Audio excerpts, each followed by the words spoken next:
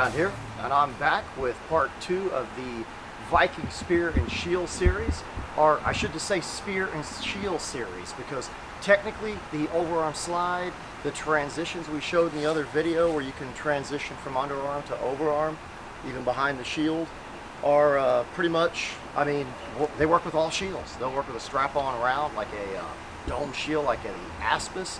We've seen them throughout history.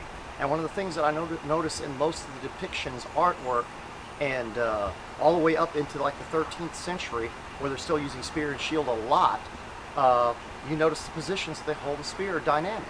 It's like if the entire shaft is, you know, a handle, which it is. I mean, on every spear, it truly is. You're using the entire shaft if you're using it properly, in my opinion. It's not a set grip where you grip in a certain spot and just thrust. I mean, you could do that, but in my opinion, you've got the spear already at a distance, and that's it. You've got to try to choke up if somebody comes in and get it in on you, and so on. And they see where it's at. The entire time it's telegraphed. It's out there in your face. Well, one of our primary techniques that we believe was a core backbone to early spear and shield styles is the overarm slide. And everybody thinks that that means every time you thrust, you have to use this slide technique. I mean, every time I've got to slide it out there and really pronounce the slide and then bring it back, which of course you can do that. And you can get reach that way. You can get extreme reach that's ridiculous, like way the heck out there, and even stretch out with it and everything, and then bring it back without losing it from your hand like you're throwing it. So what you're basically doing is going through a throwing motion and starting off in a throwing position. You're standing here like if you're going to throw a javelin, yet you're controlling the spear's slide or its motion. You can do it without sliding. I can sit here and put it out there without sliding and even push the spear into the guy and get extreme reach by doing this, believe it or not. But no, you don't get the full range of it, but you get a straighter angle. It's not like most people believe I'm going to walk up here and the entire thing's going to be, you know, I'm always trying to do this thing, and no, because you have a slide where you just put it out there into the target, but you don't have to slide. I can sit here, get a really powerful blow just doing that, like I'm throwing it. It's throwing motion from back here. I'm getting an extreme amount of force. This could go through mail. I mean, we've tested it. It can actually cut rings in mail. It's pierced into plate. And yes, you can still retrieve it, even though I drove it in there deeply. Matter of fact, it's actually easier than you think overall like this. But today we want to talk about the actual technique and how do you get good at it and how it's used in combat. First of all, when you're in this position, the reason we start off this way, if someone moves in on you rapidly, you can still use your shield in any direction, just like you would with one of these larger ground shields. But you have the ability to stab right there if you want, up close. You have the ability to get in really close and thrust a man just like that, like right in the eye. It could be right here. So the entire time, you have this ability. You're not hampered in any way of trying to draw back because you're already in that position. But you also have a nice medium range just by doing that. You see the way I threw it into it? I allowed it to be like a shape like this, like holding it up so I don't hit people behind me, and I'm just throwing it into the target and pushing it. So you get extreme power. So yes, that is a proper technique. You don't have to allow the slide. But now if I want to do the slide, I can be way back here, and it just slides right on out. I don't know if you're seeing, but look at where I'm holding the handle now. This looks like a lot of old drawings and depictions. And we've actually got the spear way back, as if people talk about trying to get that reach. Being out here, you've got the same thing. So let's talk about the steps in it. We're going to talk about the starting position of the overarm slide, and it's in close. We explained why it's for up close personal combat. It can be used at any angle from up here. But we also want to talk about the shield just for a second. I'm using a large Viking round. Most people don't use shields this size modern. They'll use smaller shields and use them much more like lenticular shields, more like a Saxon shield they converted early on to the lenticular. But in that case, it'd be in this kind of position. This gets in the way a lot unless you're in a shield wall and that's all you have is over the top, which this comes in handy. But like our friend Roland Warzecha actually promotes is that yes, you get more reach with the shield pushing out, like using it like a sword.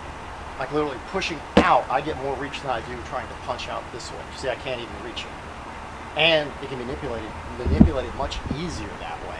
For in this method, I have a little more control over the shield. So yes, we advocate that, and all the ideas of using it like a door to go to different sides. We do that in lots of other videos. I'm going to probably lose a shield here in a second. It's different. I will come back later with the aspis, or a Spartan hoplon, or a Greek hoplon, as most people would call it, and we'll show how it works with that as well. But I'm going to lose the shield right now because it's not totally necessary for what we're doing. I want everybody to be able to see the technique, and yes, you can start. You're starting off with pretty much a back stance with the shield's out in front.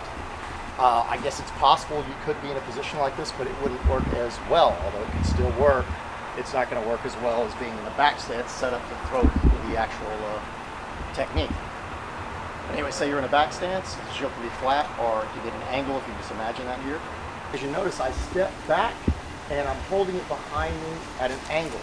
I'm standing in a back stance with my shield out, so I'm actually storing my energy in its back. The spear point is by my eye, or somewhere near my eye or cheek. That way I can aim it much like you would do a bow, because it's much like throwing a javelin or a spear. You hold it like a javelin. You could have it straight on if nothing's behind you to impede you, hidden behind your shield, or you can have it up high. That makes no difference. This is step one. All right, second step, as you go to throw it out, this would be step two. You'd be in a position much like this. You're starting to move your entire body and your hips. And step two, you're about here. Okay, then we have step three. That's where you pivot your hip and it all comes out. Now this would all be done in one motion, so there's really no steps. But as I did it right here, there's no slide. Step three, you can allow it to slide if you so choose. So you'd be in step one, step two pretty much, and then step three, the slide would come out as you're doing step three. And this arm, depending on how far you want to put it out, is up to you. You can kind of let it slide through your hand and keep your arm back. You can let it go out with it for more reach. It depends on whether you want, how much you want to protect your arm or if it's in danger.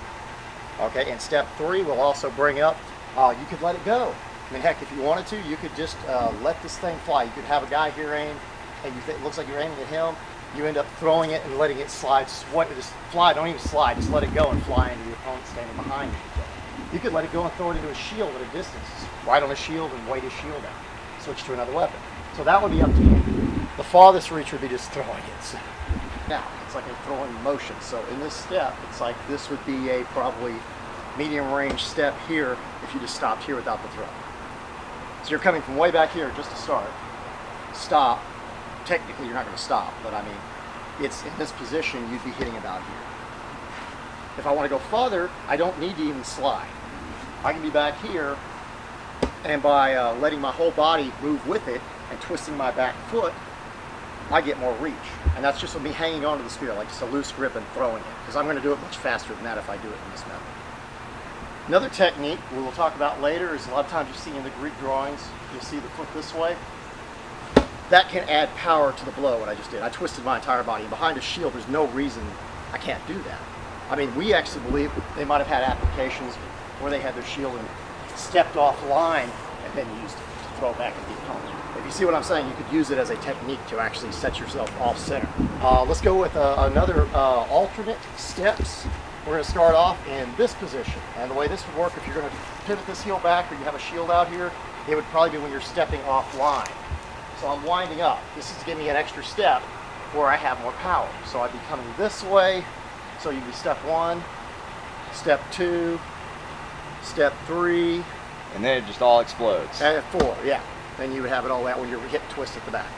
So that would give you the, and of course you can either, at step four, you could let it slide and come way out. You can reach way out with it, but remember, if you overextend that reach and miss everything, yes, you can still end up in a position where it's down like that. In that case, we could have other steps where I can only get it to here and I start pairing with this if I have to, if somebody tries to come into me so I can retrieve it. So, I mean, you end up in different situations, and that's why it's a dynamic handle, and the spear is a superior weapon, in our opinion. But I hope I've gone through the steps well, but you start off in this position, it's like by the eye. Everyone can see this, like it's up by your eye, so you're aiming straight like a rifle. You're looking down the tip, even if it's at an angle, you can still see where the tip is at. And that's how you aim to hit your target, and it's so easy to do. I hope everybody's understanding this. The recovery's not too difficult either. We're going to come back to the recovery steps. I have it out here. This is what's actually been slid through the hand. What I need to do is use a lot of oomph to pull it back, yank, and just let it slide through the hand. Now, that's a lot of a control thing that you learn. You'll learn how much actual grip you need to slow it down to get it in the position you want. Because of course you don't want to overshoot and have it come back like that, but I haven't had any problems with that. Using it, I haven't had any trouble recovering it to get it back in the position that I want it in. I think that later what we'll do is we'll come back and do the underarm slide, which is going to be a different video altogether, and its uses and practicality, but this one I believe is the most useful. It can be used at any angle with the shield. You have full range of motion. You can tack any angle. I mean, you can throw way the heck out there. You could be here and get somebody that far over. I don't know if anybody saw how far I went over to hit something, but I hit something way over there. A branch. You can be here and tack a man over there, and it just hits him. You've got a really hard target there, but I'm just saying, you just boom. It's that easy. So it's a technique that once you get used to it, it doesn't make the arm tired like people think. It feels awkward at first, but you're using the weight of the weapon. So I'll explain this, that the heavier the spear, and the idea of serrators and longer, heavier 9-foot spears, 10-foot spears can be used with, and you will get a lot more penetration on different types of armor if you're trying to injure somebody, and that's all you can do is hit armor. So, of course you don't want to hit armor, but you never know. Hope you all enjoyed the video. We're going to come back at you with some more videos real soon. We've got some stuff that actually was off of Patreon that we had promised, and we should be right back up with that. Hope you all enjoyed this episode of the Overarm Throwing Slide, which is the Spear and Shield series part 2, Viking Spear and Shield series. Barbell.